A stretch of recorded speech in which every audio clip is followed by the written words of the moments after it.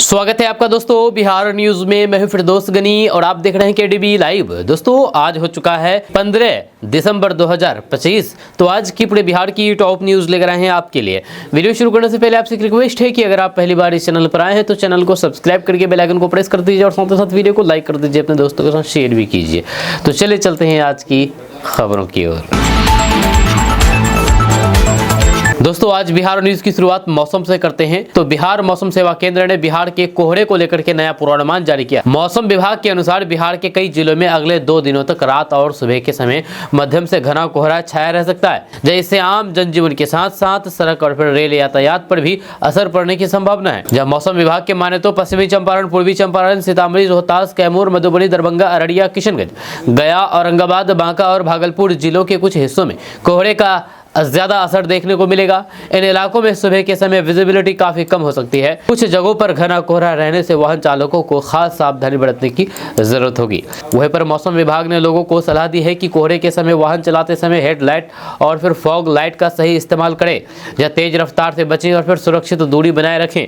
बुजुर्गों और फिर बच्चों को सुबह के समय बाहर निकलने से बचाने की भी सलाह दी है। वहीं पर मौसम विभाग से मिल रही जानकारी के अनुसार आने वाले कुछ दिनों में तापमान में और गिरावट हो सकती है। जब मौसम विभाग ने बताया है कि अगले सप्ताह तक बिहार का मौसम साफ और सूखा रहेगा। इस दौरान बारिश होने की कोई भी संभावना नहीं है। जब कोहरे की वजह से ठंड और ज्यादा महसूस होगी। सुबह और रात के समय ठिठुरन बढ़ सकती है। मौसम विभाग ने बताया है कि अगले 2 से 3 दिनों में शीतलहर चलने की संभावना है। शीतलहर के कारण दिन और रात दोनों समय तापमान नीचे जाएगा। अधिकतम और फिर न्यूनतम तापमान में गिरावट दर्ज की जा सकती है। दोस्तों बिहार में बिजली कंपनी का कारनामा सामने आया है। यहां पर मात्र 2 बल्ब जलाने पर 3.5 लाख रुपए का बिजली बिल आ गया है। जी हाँ, बिहार के बांका से हैरान कर देने वाली घटना सामने आई है, जहां पर बिजली विभाग की बड़ी लापरवाही ने पूरे इलाके को हैरान कर दिया है। बताया जा रहा है कि गांव का एक शख्स को बिजली विभाग 3,57,000 रुपए का बिल थमा दिया है, जबकि उसके घर बिजली से मात्र 2 LED बल्ब जलते हैं। बिजली बिल देख करके शख्स को माथा चकरा गया। यही नहीं, कंपनी ने अब उसके घर बिजली भी काट दी है। जानकारी के अनुसार गाँव निवासी जितेंद्र पंडित के घर में केवल 2 LED बल्ब जलते हैं। इसके बावजूद भी उसके नाम से 3,57,822 रुपए का बिजली बिल जारी कर दिया गया। भारी भरकम बिल से परेशान उपभोक्ता को न सिर्फ विभागीय दफ्तरों के चक्कर लगाने पड़े, बल्कि अंत में उनका बिजली कनेक्शन भी काट दिया गया। पीड़ित उपभोक्ता के अनुसार उन्होंने अगस्त 2024 में अपना नियमित बिजली बिल जमा कर दिया था, जिसमें लगभग 1,000 रुपए बकाया था। इसके अगले ही महीने अचानक 1 लाख रुपए से अधिक का बिल थमा दिया गया। इसके बाद हर महीने बिल की राशि बढ़ती चली गई। उपभोक्ताओं का कहना है कि उनके घर में ना तो ज्यादा बिजली उपकरण है और ना ही मीटर में किसी तरह की छेड़खानी की जानकारी उन्हें दी गई है। बिल में गड़बड़ी को लेकर के जितेंद्र पंडित अब तक 4 बार लिखित शिकायत कर चुके हैं, लेकिन ना तो मीटर की जांच कराई गई और ना ही बिल सुधार की कोई भी प्रक्रिया पूरी की गई। उल्टे पिछले सोमवार को विभाग ने उनका बिजली कनेक्शन काट दिया, जिससे पूरा परिवार अंधेरे में रहने को मजबूर है और मानसिक तनाव झेल रहे हैं। दोस्तों बिहार वासियों के लिए ये बहुत अच्छी खबर है। ये खुशखबरी खबर सामने आई है कि बिहार के एक मंत्री को बीजेपी ने बीजेपी का राष्ट्रीय अध्यक्ष मनोनीत कर दिया है। दरअसल बात यह है कि देश की सबसे बड़ी राजनीतिक पार्टी बीजेपी ने अपने कार्यकारी राष्ट्रीय अध्यक्ष पद की कमान बिहार सरकार के मंत्री नितिन नवीन को सौंपी है। जहां पीएम मोदी ने नितिन नवीन को बधाई दी है, जहां भारतीय जनता पार्टी ने हमेशा की तरह इस बार भी काफी चौंकाने वाला फैसला लेते हुए अपने कार्यकारी अध्यक्ष का ऐलान कर दिया। आपको बता दूं कि विपक्ष लंबे समय से बीजेपी के राष्ट्रीय अध्यक्ष पद के चुनाव को लेकर के पार्टी को घेर रहा था। अब भाजपा आलाकमान ने यह फैसला लेकर के विपक्ष का मुंह बंद कर दिया है। जहां आपको बता दें कि कायस्थ समुदाय से आने वाले नितिन नवीन 45 साल के हैं। पटना के बांकीपुर सीट से विधायक नितिन नवीन सिन्हा बिहार सरकार में सड़क निर्माण मंत्री है। उनके पिता नवीन किशोर सिन्हा भी बीजेपी के नेता थे। एक विधायक के रूप में जनसेवा करते हुए नितिन नवीन का ये 5वां टर्म। इस बीच कार्यकारी राष्ट्रीय अध्यक्ष जैसी अहम जिम्मेदारी सौंप करके बीजेपी की टॉप लीडरशिप यानी कि पार्टी आला कमान ने एक बार फिर से देश भर के पॉलिटिकल पंडितों को चौंका दिया है और बधाई का दौर जारी है। नए कार्यकारी अध्यक्ष के नाम का ऐलान होने के साथ ही बीजेपी के तमाम नेता उन्हें बधाई दे रहे हैं। जब नितिन नवीन बीजेपी के उन युवा नेताओं में से एक है जिसमें से प्रमोद सावंत, देवेंद्र फडणवीस, नायब सिंह सैनी, विष्णुदेव साय जैसे नेताओं को प्रमुख पदों की जिम्मेदारी सौंपी गई है। नितिन नवीन ने छत्तीसगढ़ के विधानसभा चुनाव चुनाव में अहम भूमिका भी निभाई थी। इस तरह बीजेपी ने अपने नए राष्ट्रीय अध्यक्ष का ऐलान कर दिया है। बिहार सरकार में मंत्री नितिन नवीन को पार्टी का नया कार्यकारी अध्यक्ष बनाया गया है। जेपी नड्डा के बाद अब पार्टी की जिम्मेदारी वही संभालेंगे। जब बिहार बीजेपी अध्यक्ष से लेकर के बिहार से आने वाले कुछ अन्य राजनीतिक दलों के नेताओं ने भी बिहारी नेता को अध्यक्ष चुने जाने पर बधाई दी है। दोस्तों, बिहार में एक ऐसा फरमान जारी हो गया है जिसे सुनकर के गाड़ी चलाने वालों की तो शामत ही आ गई है। गाड़ी चलाने वाले गुस्से से लाल हो जाएंगे। दरअसल बात यह है कि 3 बार से ज्यादा अगर ट्रैफिक नियम आपने तोड़ा तो आपका ड्राइविंग लाइसेंस रद्द हो जाएगा, जब्त कर लिया जाएगा। जब बिहार और ट्रैफिक रूल्स को लेकर के चेतावनी दी गई है, अब बिहार में जो भी यातायात नियमों को 3 से ज्यादा बार तोड़ेगा तो वह वाहन चालकों के नाम वेबसाइट पर जारी किए जाएंगे, जिसके साथ ही ड्राइविंग लाइसेंस भी जब्त कर लिया जाएगा। जहां उन चालकों को लगभग 1 महीने के लिए यातायात नियमों की ट्रेनिंग लेने के लिए जिलों के DTO ऑफिस में जाना होगा। इसलिए सड़कों पर वाहन चलाते समय ट्रैफिक नियमों का पालन जरूर करें। जहां आपको बता दूं कि जानकारी के मुताबिक 3 से ज्यादा बार अगर आप ट्रैफिक नियमों का उल्लंघन करते हैं तो आपका ड्राइविंग लाइसेंस जब्त हो जाएगा। इसके अलावा आपको DTO ऑफिस से 1 महीने के लिए यातायात नियमों की ट्रेनिंग भी लेनी पड़ेगी। यह ट्रेनिंग पूरी होते ही एक सर्टिफिकेट मिलेगा। इसके बाद ही दोबारा लाइसेंस जारी करने की सिफारिश DTO ऑफिस को दी जाएगी। दरअसल विभाग ने सभी जिलों के DTO ऑफिस में चालकों को ट्रेनिंग देने के लिए सेंटर स्थापित किए जाएंगे। ये कदम बिहार में बढ़ते रोड एक्सीडेंट को देखते हुए लिया जा रहा है।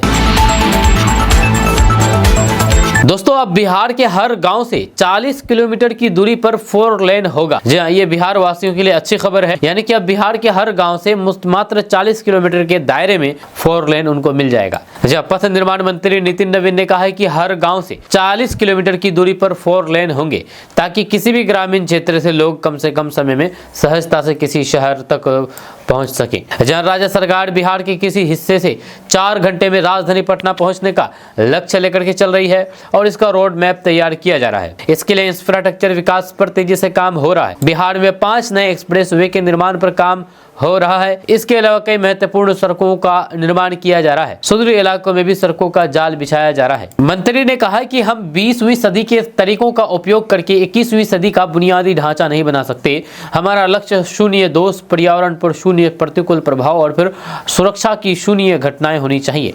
हमें सामग्री की बर्बादी कम करने के लिए 3D प्रिंटिंग जैसी अभिनव तकनीकों को अपनाना चाहिए। टिकाऊ जलवायु लचीला सड़कें बनाने होंगे।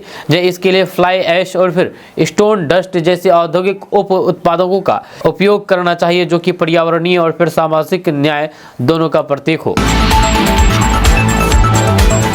दोस्तों, खरमास के बाद बिहार में क्या होने वाला है, क्योंकि नीतीश के बेटे निशांत कुमार क्या JDU में शामिल हो जाएंगे? दरअसल अटकलें तेज लगाई जा रही है। जी हाँ, मुख्यमंत्री नीतीश कुमार का उत्तराधिकारी कौन होगा, ये सवाल है। जब बिहार की राजनीति में इन दिनों एक बार फिर से नीतीश के उत्तराधिकारी को लेकर के चर्चाएं तेज हो गई है। अटकलों का बाजार तो यहाँ तक पहुंच गया है कि खरमास के बाद बिहार में कुछ बदलाव देखने को मिलेंगे। नीतीश कुमार के इकलौते बेटे निशांत कुमार के JDU में शामिल होने की भी चर्चा जोरों पर है। तो आइए जानते हैं अटकलों का बाजार गर्म होने के पीछे की वजह क्या है। दरअसल बात यह है कि एक बार फिर से ये सवाल जोरों पर है कि नीतीश कुमार के बाद JDU और फिर बिहार सरकार का नेतृत्व कौन संभालेगा। सूत्रों से मिल रही जानकारी के अनुसार पहली बार गंभीरता से मुख्यमंत्री नीतीश कुमार के इकलौते बेटे निशांत कुमार के नाम पर चर्चा चल रही है। निशांत अब तक राजनीतिक विवादों से दूर रहे हैं और उनकी छवि एक सरल और सहज व्यक्ति की बनी हुई है। इस चर्चा को हवा मिली JDU के कार्यकारी अध्यक्ष संजय झा के का ताजा बयान। बीते दिनों पटना एयरपोर्ट पर JDU के राष्ट्रीय कार्यकारी अध्यक्ष संजय झा और निशांत कुमार एक साथ नजर आए। इस दौरान पत्रकारों से बातचीत करते हुए संजय झा ने खुलकर के कहा कि पार्टी कार्यकर्ता और फिर समर्थक मुख्यमंत्री नीतीश कुमार के बेटे निशांत कुमार को राजनीति में देखना चाहते हैं। निशांत से भी मीडिया ने सवाल किया, मगर उन्होंने सवालों को टाल दिया। सूत्रों के मुताबिक दिल्ली में केंद्रीय गृह मंत्री अमित शाह के आवास पर एक छोटी बैठक हुई। इस बैठक में अमित शाह के अलावा पटना से आए 2 प्रमुख JDU नेता मौजूद थे। केंद्रीय मंत्री ललन सिंह और JDU के कार्यकारी अध्यक्ष संजय झा। बैठक का मुख्य एजेंडा नीतीश कुमार के बाद बिहार की सियासत का भविष्य था। वहीं पर अमित शाह ने दोनों नेताओं से साफ साफ पूछा कि यदि नीतीश कुमार स्वास्थ्य कारणों से मुख्यमंत्री पद छोड़ते हैं तो फिर आगे का प्लान क्या होगा। क्या नीतीश कुमार को उप मुख्यमंत्री बनाकर के नेतृत्व की दिशा में कदम उठाया जा सकता है। वहीं पर सियासी गलियारों में यह भी चर्चा चल रही है कि निशांत कुमार को डिप्टी CM तो बीजेपी का कोई भी चेहरा CM के रूप में दिख सकता है। हालांकि ना तो JDU और ना ही बीजेपी की ओर से इस खबर की पुष्टि की है। दोस्तों, गृह मंत्री सम्राट चौधरी ने एक बार फिर से घोषणा कर दी है कि आरजेडी सुप्रीमो लालू प्रसाद यादव की जब्त की गई संपत्ति पर स्कूल खोला जाएगा। अब उनके इस दावे ने बिहार की राजनीति में गर्माहट ला दी है। हालांकि उनका कहना है कि ये कोई राजनीतिक कदम नहीं बल्कि अदालत का पूर्व निर्धारित आदेश है। जी, मीडिया से बातचीत करते हुए सम्राट चौधरी ने जोर देकर के कहा है कि नीतीश कुमार के सुशासन के तहत वित्तीय अपराधियों के खिलाफ कार्रवाई का निर्देश पहले ही दिया जा चुका है और ये अदालत द्वारा तय किया गया है। उन्होंने साफ कर दिया है कि चारा घोटाले में आरोपित सभी लोगों के खिलाफ कार्रवाई की जाएगी और सरकार उनके घरों में स्कूल खोलेगी। आपको बता दें कि इससे पहले पटना में एक कार्यक्रम में सम्राट चौधरी ने कहा था कि पूर्व मुख्यमंत्री लालू प्रसाद यादव की जब्त की गई एक इमारत में स्कूल खोला जाएगा। ये संपत्ति एएसडी घोटाले से जुड़े होने के कारण सीबीआई और ईडी द्वारा जब्त की गई थी और 20 वर्षों से अधिक समय से बंद है। मंत्री ने कहा कि पहले इमारत का नवीनीकरण किया जाएगा। सम्राट चौधरी के इस बयान ने बिहार में राजनीतिक हलचल पैदा कर दी है। एनडीए और महागठबंधन खासकर कि आरजेडी के बीच टकराव तेज हो गया है। जेडीयू ने भी सम्राट चौधरी के बयान का समर्थन किया। वहीं पर लालू प्रसाद यादव के समर्थकों ने इसे बदले की कार्रवाई करार दिया है। वहीं पर आरजेडी के लोग कहते हैं कि सरकार को पहले से बनी हुई सरकारी स्कूलों को ठीक कर लेना चाहिए। उन्होंने चुनौती देते हुए कहा है कि लालू यादव किसी भी बदले की राजनीतिक कार्रवाई से डरने वाले नहीं है। दोस्तों, क्या नीतीश कुमार फिर से एक बार महागठबंधन के पास जा सकते हैं? दरअसल बिहार की राजनीति में कब कौन सा मोड़ आ जाए इसका अंदाजा लगाना आसान नहीं है। गठबंधन बदलने की लंबी परंपरा वाले इस प्रदेश में एक बार फिर से सियासी गलियारों में हलचल तेज हो गई है। यह चर्चाएं जोरों पर है कि मुख्यमंत्री नीतीश कुमार दोबारा महागठबंधन की ओर रुख कर सकते हैं। हालांकि इन अटकलों के बीच अब सवाल यह है कि ये चर्चा कहां से शुरू हुई, इसके पीछे की क्या वजह है और इस पर चिराग पासवान गुट की सांसद ने क्या बड़ा बयान दिया। दरअसल राजनीतिक गलियारों में चल रही अटकलों के बीच अब इन चर्चाओं पर खुल करके जवाब सामने आ गया है। लोजपा रामविलास की समस्तीपुर सांसद संभावित चौधरी ने राजद की ओर से किए जा रहे उन दावों को सिरे से खारिज कर दिया है जिनमें मुख्यमंत्री नीतीश कुमार के एक बार फिर से इंडिया गठबंधन में शामिल होने की बात कही जा रही थी। जब पटना में मीडिया से बातचीत करने के दौरान संभावित चौधरी ने साफ कहा कि ये बातें पूरी तरह से बेबुनियाद है और नीतीश कुमार एनडीए के साथ मजबूती के साथ खड़े हैं। जहाँ उन्होंने दो टूक कहा कि मुख्यमंत्री प्रधानमंत्री नरेंद्र मोदी के साथ मिलकर के एक मजबूत एनडीए सरकार और फिर बिहार के विकास के एजेंडे पर लगातार काम कर रहे हैं। एसआईआर को लेकर के उठ रहे सवालों पर संभावित चौधरी ने राहुल गांधी पर भी निशाना साधा है। उन्होंने कहा है कि इसी मुद्दे पर पूरा मानसून सत्र हंगामे की भेंट चढ़ गया और सदन को बार बार स्थगित करना पड़ा। जब शीतकालीन सत्र में राहुल गांधी ने सवाल जरूर उठाए लेकिन जब गृह मंत्री अमित शाह ने उनका जवाब दिया तो फिर सदन में मौजूद नहीं थे। इससे साफ होता है कि उन्हें संवैधानिक संस्था के रूप में स्वतंत्र चुनाव आयोग पर भरोसा नहीं है और फिर वे जनता को गुमराह कर रहे हैं। संभावित चौधरी ने कहा है कि बिहार की जनता और फिर अमित शाह दोनों ही इसका जवाब दे चुके हैं, बावजूद भी इसके झूठे मुद्दों को बार बार उछाला जा रहा है।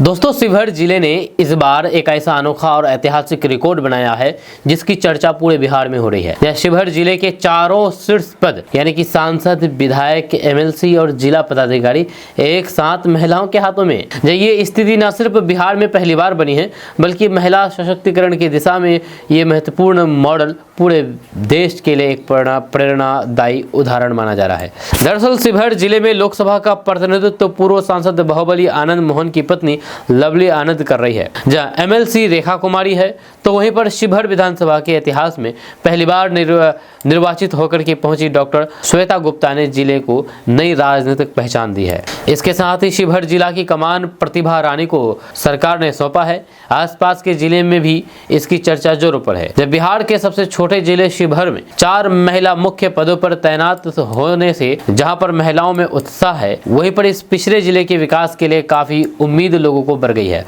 जिलाधिकारी के पदस्थापन प्रशासनिक क्षेत्र में नई ऊर्जा और फिर पारदर्शिता लेकर के आई है। चारों स्तरों पर महिलाओं की ये कमान जिले के लिए ऐतिहासिक है। इस अनोखे संयोजन से आम लोगों में विकास को लेकर के नई उम्मीद जगी है। स्थानीय नागरिकों का मानना है कि महिला नेतृत्व के आने से जिले में कार्य संस्कृति बदली है। हालांकि जिला में अधिकांश महत्वपूर्ण पदों पर अधिकारी महिला ही है। जब प्रशासनिक स्तर पर पारदर्शिता, योजना के क्रियान्वयन में तेजी और जनसुनवाई अधिक संवेदनशील होगी। ग्रामीण क्षेत्रों में सुरक्षा, शिक्षा, स्वास्थ्य और महिला सशक्तिकरण से जुड़ी हुई योजनाओं पर विशेष ध्यान दिए जाने की उम्मीद है। अगर अधिकारियों और फिर जनप्रतिनिधियों के बीच बेहतर समन्वय हुआ तो फिर निश्चित रूप से शिवहर जिला विकास के मामले में काफी ऊंची छलांग लगाएगी। दोस्तों, बिहार पंचायती राज विभाग में सरकारी नौकरी पाने का सुनहरा मौका सामने आया है। बिहार कर्मचारी चयन आयोग यानी कि BSSC की तरफ से पंचायत सचिव और फिर अन्य पदों पर भर्ती का नोटिफिकेशन जारी किया गया। इस भर्ती अभियान के तहत कुल 3532 खाली पड़े पदों को भरा जाएगा। बड़ी संख्या में पद होने के कारण युवाओं में इस वैकेंसी को लेकर के खासा उत्साह देखा जा रहा है। इस वैकेंसी के लिए आवेदन प्रक्रिया 27 सितंबर 2023 को शुरू हो गई थी। इसके लिए आवेदन प्रक्रिया दोबारा शुरू की गई। इसमें आवेदन करने के लिए 15 अक्टूबर 2025 को फिर से एप्लीकेशन विंडो ओपन किया गया है। इसमें अप्लाई करने के लिए 15 दिसंबर 2025 तक का समय है। वहां पर आवेदन करने के लिए bssc.bihar.gov.in पर जाएं। यहां पर होम पेज पर पंचायती राज विभाग रिक्वायरमेंट से जुड़ा लिंक आप ढूंढें और फिर उस पर क्लिक करें और यहीं से जाने के बाद आप अप्लाई कर सकते हैं। योग्यता के बारे में बात की जाए तो इन पदों पर आवेदन करने के लिए उम्मीदवारों की किसी भी मान्यता प्राप्त बोर्ड से 12वीं पास होना जरूरी है। इसके अलावा अन्य शर्तें और फिर नियम आधिकारिक नोटिफिकेशन में दिए गए हैं, आप जाकर वहां से जरूर आप पढ़ लीजिए। वहीं पर सैलरी डिटेल्स के बारे में अगर बात की जाए तो फिर इन भर्ती के तहत पंचायती राज विभाग में पंचायत सचिव के कुल 3532 पदों पर नियुक्ति की जाएगी। इसके अलावा विभाग में लोअर डिवीजन कलर के पदों पर भी भर्तियां की जाएगी। ये नौकरी न सिर्फ अस्थायी है बल्कि इसमें सैलरी और फिर सरकारी सुविधाएं भी काफ़ी अच्छी मिलती है। सैलरी को लेकर के ये भर्ती काफ़ी आकर्षक है। चयनित उम्मीदवारों को पे लेवल 3 के तहत वेतन दिया जाएगा। दोस्तों, बीजेपी के प्रदेश अध्यक्ष और बिहार सरकार के उद्योग मंत्री डॉक्टर दिलीप कुमार जायसवाल ने SIR के मुद्दे पर विपक्ष के विरोध को आधारहीन करार दिया है। उन्होंने कहा है कि विपक्ष की बेरोजगारी दूर करने का प्रयास बिहार सरकार कर रही है, जहां उनके लिए रोजगार का इंतजाम किया जाएगा। जिस SIR को बिहार की 7 करोड़ से अधिक जनता ने स्वीकार किया है, उसका विरोध थेथेरोलॉजी की से ज्यादा कुछ नहीं है। जब मीडिया को दिए गए बयान में डॉक्टर दिलीप कुमार जायसवाल ने कहा है कि बिहार ज्ञान की धरती है। यहाँ के इतने लोगों ने उत्साही माहौल में मतदान में सहभागिता की है। अब जब ज्ञान की धरती के लोगों ने इसे स्वीकार कर लिया है तो फिर वे दिल्ली में बैठ करके आंदोलन करेंगे तो फिर जनता क्या सोचेगी। विपक्ष के नेताओं को बिहार आना चाहिए। वहीं पर उन्होंने कहा कि SIR का मतलब है मतदाता सूची का शुद्धिकरण। जिस मतदाता का नाम 2 जगह है, जो मृत हो गए हैं या फिर जगह छोड़ करके जा चुके हैं, वैसे लोगों का नाम हटाया जा रहा है। इसकी शुरुआत बिहार से हुई है। तंज कसते हुए उन्होंने कहा कि कांग्रेस के नेताओं को अब कोई भी काम नहीं है, बेरोजगार हो गए हैं, इसलिए रोड छाप बात करने लगे। जब बिहार में बेरोजगार एवं उद्योग धंधे पर विपक्ष के सवाल पर उन्होंने कहा कि हम लोग कोशिश कर रहे हैं कि विपक्ष के नेताओं की बेरोजगारी दूर हो, उन्हें कुछ काम में लाएंगे। उद्योग मंत्री का पदभार संभालने के बाद doctor Dilip Kumar Jaiswal action mode में हैं। बिहार में चीनी मिल खोले जाने की बात हो या फिर निवेशकों को आमंत्रित करने की सरकार हर मोर्चे पर काम की शुरुआत कर चुकी है। दोस्तों, बिहार में नई सरकार बनने के साथ ही तमाम मंत्री एक्शन मोड में नजर आ रहे हैं। ऐसे में कई मंत्री जनता दरबार लगाकर के लोगों की शिकायतों का समाधान करते दिख रहे हैं। इसी कड़ी में पूर्णिया जिले के दमदाहा में मंत्री लेसी सिंह आम लोगों के बीच दिखी है। इस दौरान उन्होंने एक CEO की जमकर के फटकार भी लगाई है। इतना ही नहीं, उन्होंने यहाँ तक कह दिया है कि DM से कह देते हैं कि सस्पेंड करके बैठा देंगे। दरअसल जनता दरबार में पहुंचे कुछ लोगों ने शिकायत की थी कि CEO काम करने के बदले पैसे की डिमांड करते हैं। ये शिकायत सुनते ही लेसी सिंह भड़क गई।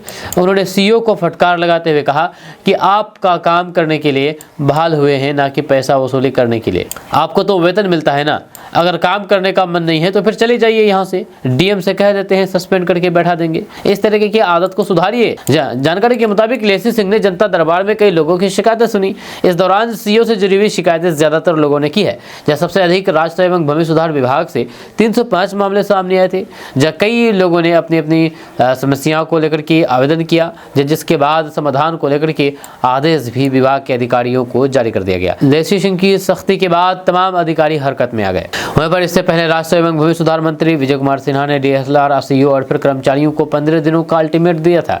इसके साथ ही चेतावनी देते हुए कहा था कि अगर अगली बार थर कांपने का भी समय नहीं मिलेगा, गड़बड़ी करने वालों को बख्शे नहीं जाएंगे। उन्होंने जमीन संबंधित मामलों में लापरवाही बरतने वाले अधिकारियों और फिर कर्मचारियों का दोष साबित करने पर उन पर 1 सप्ताह के भीतर कार्रवाई करने का निर्देश उच्च अधिकारियों को दिया है। दोस्तों, क्या आप किसानों को पीएम किसान योजना के तहत 12,000 रुपए मिलने वाले हैं सालाना? क्योंकि अभी सभी किसानों को 6,000 रुपए दिए जाते हैं। दरअसल बात है कि पीएम किसान सम्मान निधि योजना के तहत योग्य किसानों को सालाना 6,000 रुपए मिलती हैं। ये रकम किसानों के बैंक खाते में 2-2 हज़ार रुपए करके 3 किस्तों में सीधे ट्रांसफर की जाती है। देश भर में लाखों किसान इस योजना के लाभार्थी हैं। वहीं पर दिसंबर 2024 में एक संसदीय स्थायी समिति ने मौजूदा आर्थिक हालात को देखते हुए पीएम किसान योजना की रकम को सालाना 6,000 से बढ़ा करके 12,000 रुपए करने की सिफारिश की थी। इससे किसानों के बीच ये अटकलें लगने लगी कि सरकार जल्द ही पेमेंट को दुगुना कर सकती है। वहीं पर 12 दिसंबर 2025 को राज्यसभा में सांसद समीरुल इस्लाम ने सरकार से सीधे सवाल किया कि क्या पीएम किसान योजना की सालाना रकम को बढ़ा करके 12,000 रुपए करने की सिफारिश मान ली गई है। वहीं पर कृषि और फिर किसान कल्याण राज्य मंत्री रामनाथ ठाकुर ने साफ तौर पर कहा कि फिलहाल सरकार ऐसे किसी प्रस्ताव पर विचार नहीं कर रही है। वहीं पर सरकार के इस जवाब से साफ हो गया है कि अभी पीएम किसान योजना की रकम 6,000 रुपए ही रहेगी, यानी कि 12,000 रुपए नहीं मिलेगी। जब सरकार के जवाब से पीएम किसान की रकम दोगुनी होने से को लेकर के चल रही अटकलों और अफवाहों पर विराम लग गया है। सरकार ने साफ कर दिया है कि फिलहाल किसानों के लिए पेमेंट में कोई बदलाव नहीं किया गया है। दोस्तों, पटना से पूर्णिया तक ग्रीनफील्ड एक्सप्रेसवे निर्माण की तैयारी तेज हो गई है। समस्तीपुर में भूमि अधिग्रहण शुरू होने से परियोजनाओं को नई रफ्तार मिलने की उम्मीद है। वहीं पर पटना से पूर्णिया जाने वाली ग्रीनफील्ड एक्सप्रेसवे निर्माण के लिए उज्जियारपुर अंचल के 176 हेक्टेयर जमीन का भूमि अधिग्रहण की प्रक्रिया शुरू कर दी गई है। उज्जियारपुर अंचल कार्यालय सूत्रों से मिल रही जानकारी के अनुसार भू अर्जन के लिए 3 यानी कि खेसरा प्रकाशन की प्रक्रिया शुरू कर दी गई है। वहीं पर यह सड़क प्रखंड के करीब 1 दर्जन राजस्व गांव से गुजरने वाली इस परियोजना के लिए उज्जियारपुर अंचल का 176 हेक्टेयर भूमि पर 2034 खेसरा का उपरोक्त 3A प्रक्रिया के तहत खेसरा का प्रकाशन किया जा रहा है। इसके बाद प्रति खेसरा भूमि का उच्च स्तरीय कमेटी द्वारा जमीन का मूल्यांकन करके सार्वजनिक कर दी जाएगी। इसी प्रक्रिया के साथ संबंधित भूस्वामी अपना दावा आपत्ति कर सकेंगे। आपको बता दें कि पटना से पूर्णिया एक्सप्रेसवे उज्जियारपुर अंचल के चंदोला, चांदचौर, कड़ीहारा, चांदचौर, वाजिदपुर, नाजिरपुर, सातनपुर, माधोपुर और बाकी कई सारे इलाके से होकर के गुजरेगा। दोस्तों, दिल्ली के रामलीला मैदान में कांग्रेस द्वारा एसआईआर के मुद्दे पर आयोजित बड़ी रैली पर बिहार सरकार के स्वास्थ्य मंत्री मंगल पांडे ने तीखी प्रतिक्रिया दी है। उन्होंने कहा है कि देश की जनता ने राहुल गांधी और कांग्रेस पार्टी को पूरी तरह से नकार दिया है। मंगल पांडे ने कहा है कि जिसके नेतृत्व में कांग्रेस पार्टी इस देश में 95 बार हार चुकी हो, अब वो किसी तरीके की रैली करें, इसका कोई भी इम्पैक्ट होना है, उसका कोई इम्पैक्ट नहीं होना है, ये बिल्कुल भी नहीं है। राहुल गांधी अप्रासंगिक हो चुके हैं और कांग्रेस भी अप्रासंगिक होती जा रही है। वहीं पर पटना एयरपोर्ट पर मीडिया से बातचीत करते हुए मंगल पांडे ने याद दिलाया है कि राहुल गांधी ने एसआईआर के मुद्दे को लेकर के बिहार में भी घूमने का काम किया था, लेकिन बिहार की जनता ने उन्हें सिर्फ 6 सीटों पर ला करके सिमटा दिया है। जहां उन्होंने दावा किया है कि देश में भी जहां कांग्रेस कुछ बची है वह सिमट जाएगी। वहीं पर केंद्रीय गृह मंत्री अमित शाह को लेकर के राहुल गांधी के उस बयान पर जिसमें उन्होंने कहा था कि शाह उनके सवालों का जवाब नहीं दे पाते हैं, उनके हाथ कांपते हैं, तो मंगल पांडे ने इस पर पलटवार किया है। मंगल पांडे ने कहा कि यही बेतुकी और फिर बुद्धिजीवी बातों ने राहुल गांधी को राजनीतिक रूप से इस स्थिति में ला करके खड़ा कर दिया है। उन्होंने कहा कि राहुल गांधी ने कभी अपने राजनीतिक पद और फिर उसकी गरिमा की चिंता नहीं की है और हमेशा अमर्यादित भाषा का ही प्रयोग कर रहे हैं, जिसके कारण उनकी दुर्गति हो रही है। दोस्तों, बिहार में पुलिस भर्ती को लेकर के अगले साल बड़ा बदलाव होने वाला है। जब बिहार पुलिस विभाग अगले साल लगभग 45,000 नए सिपाहियों को भर्ती करने की योजना बना रहा है। इनमें से 22,000 से अधिक सिपाहियों का प्रशिक्षण अप्रैल 2026 तक पूरा हो जाएगा, जबकि 23,000 से अधिक सिपाहियों के चयन की प्रक्रिया मार्च 2026 तक पूरी की जाएगी। इसके अलावा अगले साल 1799 दारोगाओं की भर्ती की भी पूरी करके उन्हें बिहार पुलिस में शामिल किया जाएगा। दोस्तों, अब बीएड के बिना भी आप सरकारी टीचर बन सकते हैं। जी हाँ, दरअसल बात है कि सरकारी शिक्षक बनना आज भी लाखों नौजवानों का ख्वाब है। जहाँ शिक्षक के पेशे को समाज में इज्जत की नज़र से देखा जाता है।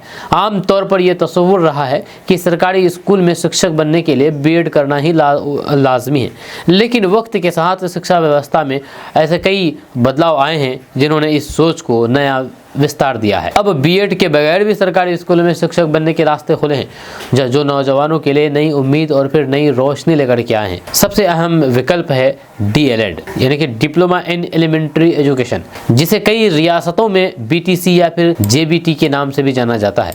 ये 2 साल का डिप्लोमा कोर्स 12वीं पास छात्रों के लिए तैयार किया गया है। इसके जरिए उम्मीदवार प्राइमरी कक्षाओं यानी कि पहले से 5वीं तक और फिर कुछ राज्यों में 6ठी से 8वीं कक्षा तक पढ़ने के लिए योग्य बनते हैं। इस कोर्स में बाल मनोवैज्ञानिक शिक्षण विधियां, कक्षा प्रबंधन और फिर स्कूल की रचनात्मक गतिविधियों पर खास तवज्जो दी जाती है।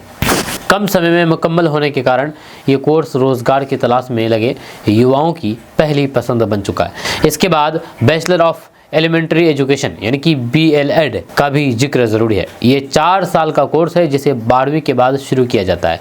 इसकी सबसे बड़ी खासियत ये है कि इसमें ग्रेजुएशन और फिर प्रशिक्षण एक साथ मुकम्मल हो जाते हैं। बीएलएड करने वाला छात्र कक्षा 1 से 8 तक पढ़ाने का अहम रोल बनता है। जो विद्यार्थी शुरू से ही उस्ताद बनने का इरादा रखते हैं उनके लिए ये कोर्स इल्म की मजबूत बुनियाद तैयार करता है। दोस्तों, बिहार विधानसभा की अल्पसंख्यक कल्याण समिति का गठन किया गया है और इस समिति का एआईएमआईएम बिहार प्रदेश अध्यक्ष अख्तरुल ईमान को सभापति बनाया गया है। साथ ही साथ और भी एआईएमआईएम के अन्य विधायकों को यानी कि सरवर आलम, मुर्शीद आलम, गुलाम सरवर और तौसीफ आलम को सभापति का सदस्य बनाया गया है। आपको बता दूं कि पूरे बिहार में 11 मुस्लिम विधायक जीते थे, 11 में से 10 को समिति का सदस्य बनाया गया है। जहाँ इस बारे में एआईएमआईएम के बिहार प्रदेश अध्यक्ष अख्तरुल ईमान और कोचाधामन विधायक सरवर आलम फेसबुक पर पोस्ट करके खुशी जाहिर की है और साथ ही साथ धन्यवाद अदा किया है। तो आपको बता दूं कि बिहार विधानसभा से जुड़ी हुई एक अहम बड़ी खबर है जो सीधे तौर पर बिहार के अल्पसंख्यक समाज से जुड़ी हुई है। वित्तीय वर्ष 2025-26 के बचे हुए अवधि के लिए बिहार विधानसभा की अल्पसंख्यक कल्याण समिति का गठन कर दिया गया है।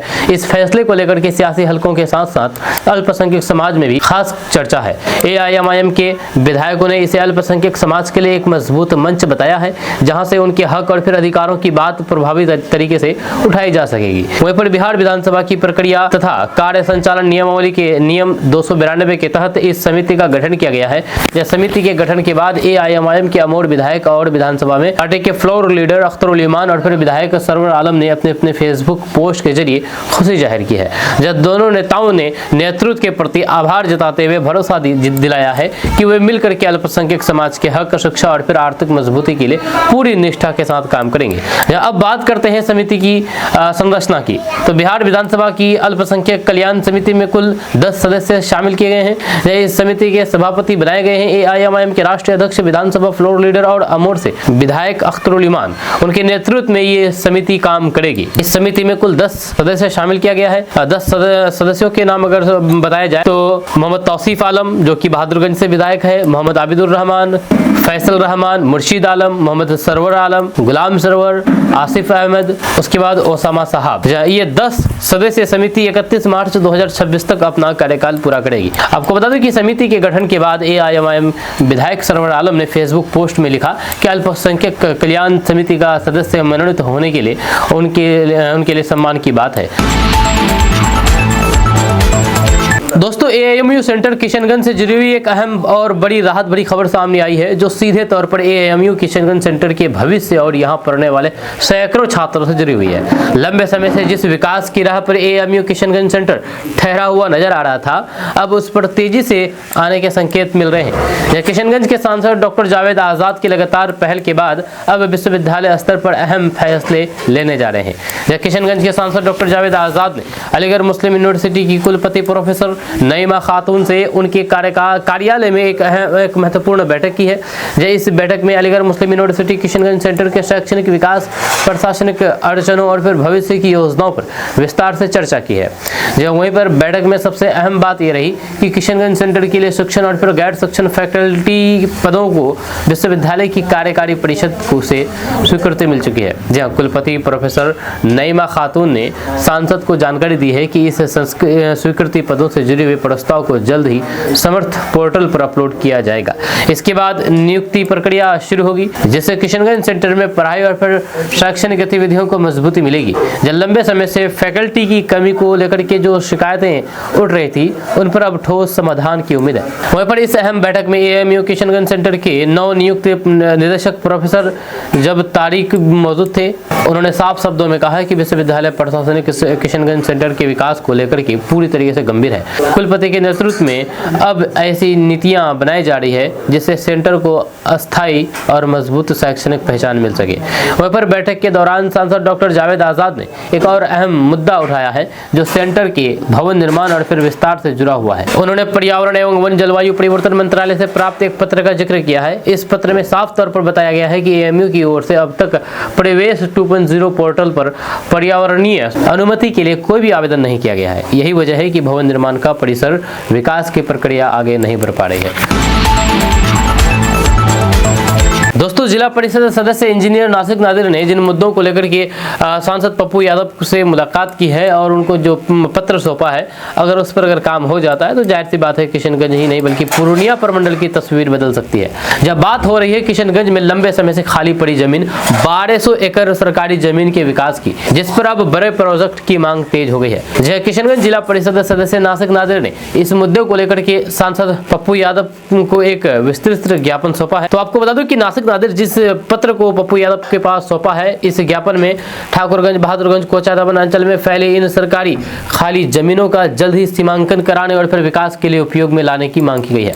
जब नासिक नादिर का कहना है कि ये जमीनें सालों से बंजर पड़ी हुई है और इनका कोई ठोस उपयोग नहीं हो रहा है, जबकि अगर इन जमीनों पर मेडिकल कॉलेज, विश्वविद्यालय, अंतर्राष्ट्रीय स्तर का स्टेडियम और फिर सेना स्टेशन जैसी बड़ी परियोजनाएं स्थापित की जाए तो फिर ये इलाका विकास की मुख्य धारा में आ सकता है। इससे न सिर्फ स्वास्थ्य और शिक्षा के क्षेत्र में बड़ा बदलाव होगा बल्कि हजारों युवाओं को रोजगार भी मिलेगा। ज्ञापन में जमीन के स्थानों का विस्तार से जिक्र किया गया है। ठाकुरगंज अंचल के भोलमरा पंचायत के मौजा भोलमरा, बहादुरगंज अंचल के देसिया टोली पंचायत के मौजा दमदमा, लेलिया और फिर मुरमेला, वहीं पर कोचाधामन अंचल की पाटकोई पंचायत के मौजा पाटकोई कला, वहीं पर डेरामरी पंचायत के मौजा डेरामरी और फिर कैराबाड़ी बालूबाड़ी के करीब 500 एकड़ जमीन शामिल है। यानी कि इन जगहों पर जमीन खाली है, सरकारी जमीन।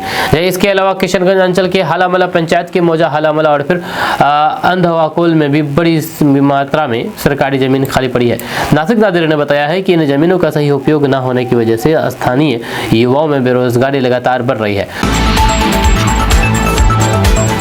क्या मुस्लिम कर्मचारियों को ईद और बकरीद की छुट्टी भी नसीब नहीं होगी? क्या मुस्लिम कर्मचारी ईद और बकरीद नहीं मना पाएंगे? क्योंकि बिहार में इस तरह का फरमान लागू हुआ है, मात्र एक दिन की छुट्टी दी गई है ईद और बकरीद में। ऐसे में सवाल खड़ा हो जाता है कि यहाँ पर जितने भी मुस्लिम कर्मचारी हैं या फिर शिक्षक हैं या फिर जो भी सरकारी लाजिम है, वे क्या ईद और बकरीद नहीं मना पाएंगे? सवाल इसलिए खड़ा होता है क्योंकि एक दिन की छुट्टी दी गई है ईद और बकरीद में। बहुत से ऐसे मुस्लिम कर्मचारी है जो अपने घर से सैकड़ों किलोमीटर दूर जाकर के नौकरी करते हैं। पटना और आसपास के इलाके जिलों से कर्मचारी यहाँ पर किशनगंज जैसे इलाके में आकर के नौकरी करते हैं, लेकिन इन लोगों को भी एक दिन की छुट्टी दी गई है। जबकि इन लोगों को या जाने में ही एक दिन लग जाता है, तो फिर ये लोग छुट्टी कहां से मना पाएंगे, ईद बकरीद कहां से मना पाएंगे? इसलिए बड़ा सवाल खड़ा होता है कि मुस्लिमों के साथ बिहार सरकार भी साजिश कर रही है। जी हाँ, बहुत सारे ऐसे किशनगंज आसपास के जिलों के कर्मचारी हैं जो कि बाहर जाकर के अपनी सेवाएं दे रहे हैं, जब बखूबी सेवा निभा रहे हैं, लेकिन उन लोगों को भी एक दिन की छुट्टी दी गई है। तो ऐसे में कैसे एक दिन ये लोग आने और जाने में और बाकी त्योहार मनाने में लगा पाएंगे? ये बहुत बड़ा सवाल है, इस पर कोई भी बात करने को तैयार नहीं है। तो आपको बता दूं कि यह एक अहम खबर है जो सीधे तौर पर सरकारी स्कूलों में पढ़ाने वाले मुस्लिम शिक्षकों से जुड़ी हुई है। शिक्षा विभाग द्वारा जारी किए गए नए अवकाश कैलेंडर में ईद और फिर बकरीद जैसे बड़े पर्वों पर सिर्फ एक दिन की छुट्टी तय किए जाने से शिक्षकों में नाराजगी और फिर निराशा देखी जा रही है। अब इस मुद्दे को लेकर के AIMIM के विधायक सरवर आलम ने शिक्षा विभाग से भी पहल करने की मांग की। दरअसल शिक्षा विभाग की ओर से सरकारी स्कूलों के लिए जो नया छुट्टी कैलेंडर जारी किया गया है, उसमें मुस्लिम समुदाय के दो सबसे बड़े पर्व ईद और बकरीद पर केवल एक दिन की छुट्टी घोषित की गई है। इसे लेकर के खासतौर पर दूर दराज इलाकों में पदस्थापित मुस्लिम शिक्षक खुद को असहज महसूस कर रहे हैं। इसी मामले को उठाते हुए किशनगंज के कोचाधामन विधानसभा क्षेत्र से AIMIM विधायक सरवर आलम ने शुक्रवार को पटना में शिक्षा विभाग विभाग के अपर मुख्य सचिव डॉक्टर बी राजेंद्र से मुलाकात की। इस दौरान उन्होंने एक लिखित ज्ञापन सौंप करके ईद और बकरीद की छुट्टी में संशोधन करने और फिर छुट्टियों की संख्या बढ़ाने की मांग की है। दोस्तों, अगर आप डिजिटल पेमेंट का इस्तेमाल करते हैं तो आप सावधान हो जाइए, यानी कि फोन पे, गूगल पे या फिर जो भी आप पे करते हैं, यूपीआई के जरिए पेमेंट करते हैं, तो आप समझ जाइए, क्योंकि यहाँ पर धोखाधड़ी हो रही है। साइबर ठगी का मामला सामने आया है। किशनगंज से साइबर अपराध से जुड़ी हुई एक अहम खबर है, जहां पर एक तरफ लगातार साइबर ठगी के मामले लोगों की चिंता बढ़ा रहे हैं, वहीं दूसरी तरफ किशनगंज साइबर थाना की तत्परता ने यह साबित कर दिया है कि समय पर शिकायत और फिर त्वरित कार्रवाई से ठगी की रकम वापस पाई जा सकती है। यह खबर खास तौर पर उन लोगों के लिए अहम है जो डिजिटल पेमेंट ऐप का इस्तेमाल करते हैं और फिर साइबर ठगों का शिकार हो जाते हैं। तो आपको बता दूं कि दरअसल किशनगंज में फोन पे से जुड़ा हुआ साइबर ठगी का एक मामला सामने आया था, जिसमें पीड़ित से 3000 रुपए की ठगी कर ली गई थी। लेकिन जैसे ही इस मामले की जानकारी साइबर थाना को मिली तो पुलिस ने बिना देरी किए त्वरित कार्रवाई शुरू कर दी। तकनीकी अनुसंधान और फिर बैंकिंग समन्वय के जरिए पुलिस ने महज कुछ घंटों के भीतर ही पूरी ठगी की गई राशि को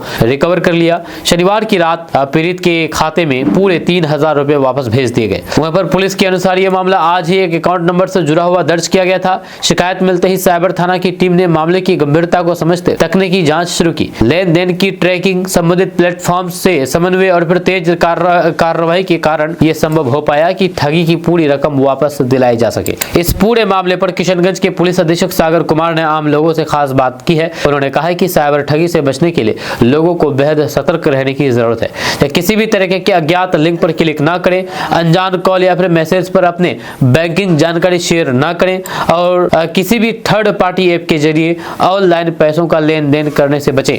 छोटी सी लापरवाही बड़े नुकसान का कारण बन सकती है।